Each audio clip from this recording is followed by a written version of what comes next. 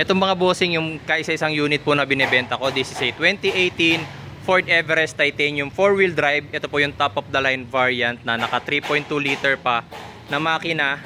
Ayan po, 3.2 liter yung 5-cylinder, naka timing chain pa po yan. So ang coding po nito is Friday, 0 po yung kanyang ending plate. So before, pinost ko na rin po ito ng bagong kuha ko and sinabi ko po dun yung mga issues niya na unregistered po siya. Meron po siya mga scratches sa body and sira po yung kanyang eto, sira to noon eh. So bumili ko, pinalitan ko yan. So yung mga known issues po niya mga bossing, syempre bago ko po yan i-post, inayos ko na po. Pinalitan ko po yan, mga nasa worth 4,000 po yung isang ganyan eh, basag po kasi yan. Tapos sa body marami po yung scratches, pero ngayon mga boss ang natira na lang scratches nito, yung mga deep scratches na lang mga boss na hindi na makuha ng buffing kagaya po niyan. Pero yung mga ibang scratches po is okay na po. Tapos registered na rin po yan until October 2026. So yung bibili po nito is gagamitin na lang po talaga yung mismong sasakyan. Ito pakita ko po sa inyo. All original pa po yan mga bossing, pati yung paint. Kaya nga po naiwan din yan yung mga deep scratches kasi nga po since original paint pa, nangihinayang naman ako na ipapintura. Original pa paint pa po kasi yan eh. Kung yan lang naman po yung mga issues po niya, sayang po kasi. Tapos ang napalitan lang po dito is una yung battery, last year napalitan na po. And yung mugs, naka Black Rhino mugs, Nitto Terra Grappler tires. And size 20 po yan, and makikita nyo naman po na makapal pa yung ating gulong. Tapos dito sa loob, pakita ko na rin po, naka original leather seat. Meron po tong seat cover, pero tinanggal ko po kasi maganda po ang seat cover ng Ford Everest. Naka original leather seat po yan. Tapos makikita nyo naman po na napaka pristine pa ng condition. Naka power seats po yan, both driver and passenger, and gumagana po yan pareho. Current mileage natin mga bossing is 42,445. Okay, tapos direct first owner po natin ito nakuha mga bossing, at sariwa po talaga. And lahat po ng electronics niya gumagana kagaya po niyan. Sunroof gumagana. Tapos power lift gate. Yan, gumagana rin po. Okay. Tapos third row seat, ayun mamaya na po. Syempre naka ano rin siya. Power fold side mirrors. Ayan. Okay. Tapos wala naman ako ibang mga add-ons dito kasi ay naka deep dish matting na rin po pala. Maganda pa kasi sasakyan mga bossing eh. Third row seat. Second row seat, sorry. Meron na rin po tayong 220 volts outlet dito. Gumagana po yan ng maayos. Switch for the aircon and 12 volts cigarette lighter socket. Tapos dito po sa likod, kung gusto niyo pala yung lumang seat cover, nasa akin pa mga boss, tinabi ko lang po. Pakita ko lang dito sa likod.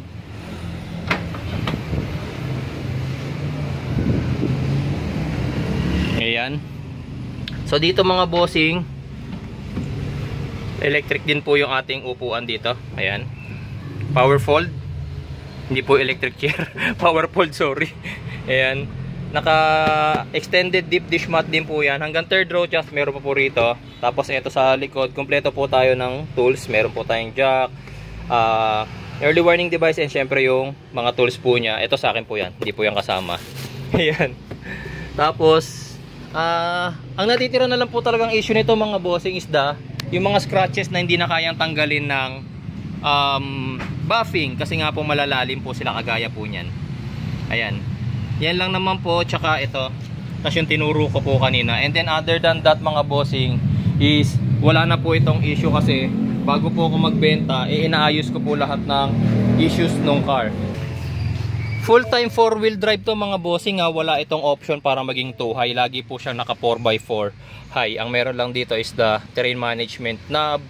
Tapos yung ating sa traction control, rear differential lock, and then yung ating 4x4 low. Tapos syempre yung parking assist and parking sensors pala rather, and then yung ating active parking assist. Ito po yung nagpa-parking mag-isa. Ginawa ko na rin po yan ng video. And meron din po itong adaptive cruise control. Okay, sa mga nakakaalam po kung ano yung adaptive cruise control, yun po yung kapag meron kayong sa expressway, may sinusundan kayo sa sasakyan, kung nag-slow po yung sasakyan na yon, kusa mag-i-slow down din yung sasakyan nyo. Kapag nagbilis po siya, magbibilis din po yung sasakyan nyo without pressing yung accelerator and yung brakes po mga bossing.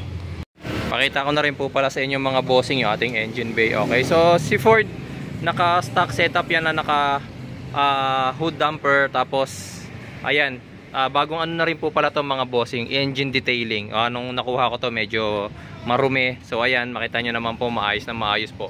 At malinis po yung ating engine bay. Regarding sa PMS, kaka-PMS lang po to nung kakakuha ko lang din po. Tapos coolants, okay po lahat. Battery, ito nabanggit ko kanina na napalitan po to last year. Tapos yung ating mga gulong mga boss, ito makakapal pa po. All-terrain tires po yan. Ayan, harap tsaka yung likod. Makakapal pa po yung ating mga gulong rito sa likod. Yun nga lang sir, yung mga napalitan lang na mags dito, syempre yung 4 na mags lang. Pero yung stock tires po natin, yun pa rin po. Ayan stock tires pa rin po tayo. And makikita ninyo, yung mismong reserve tire natin mga bossing is, hindi pa nalalapag man lang sa lupa. Ayan makikita nyo kung gaano pa siya kakapal. Ayan mga bossing. May feature na rin po ito mga bossing na pwede nyong buksan sabay-sabay yung mga bintana niya gamit yung remote. Double press lang po sa unlock button.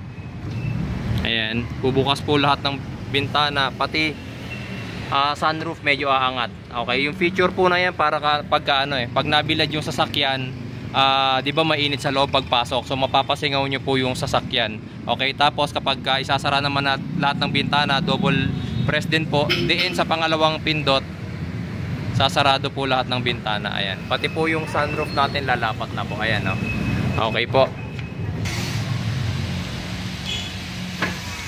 Ayan, pwede na rin po natin buksan yung lift gate gamit yung remote, of course. Tapos pwede na rin po natin yung isara syempre. Ayan. Tapos mga bossing, dahil nga po ako yung nagbebenta, syempre meron po tayong money back guarantee. Kapag tampered, kapag may issue ng history ng bangga or dating nabaha mga boss, money back guarantee tayo. Never po ako magbebenta sa inyo ng tinamper yung mileage, nabangga yung sasakyan or nabaha yung sasakyan. Tapos yung may problema sa papel, never po tayo magbebenta ng ganyan mga boss. Tapos mga bossing, syempre pumapayag din po tayo na i-check ito ng kahit na sinong mekaniko na gusto ninyong dalhin.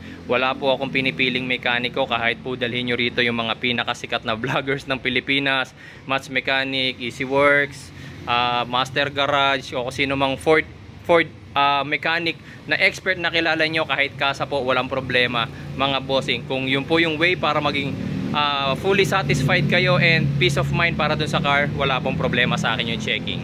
So ito pong car natin mga bossing is available po to for cash and financing, and ang asking price po natin dito is 958,000. Medyo malaki po ako mag-discount kapag cash. Kapag financing naman po, pwede po natin ipasok ng financing.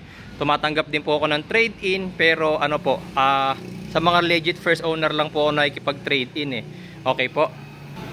Sa mga interested mga bossing, pwede na po kayo mag-PM sa page natin mga boss. Isa lang po yung binibenta kong unit, ito lang po. 2018 Ford Everest Titanium.